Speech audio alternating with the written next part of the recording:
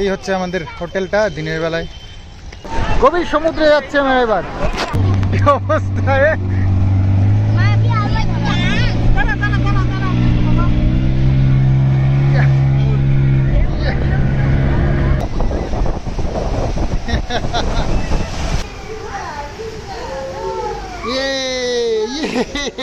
তোমার আজকে লাঞ্চে এই সব মেনুগুলো।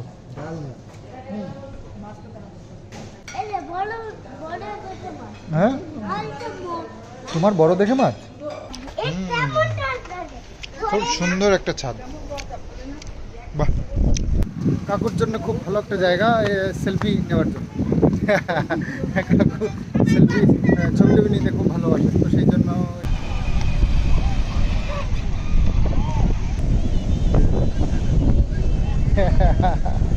সুন্দর ইউজ করে।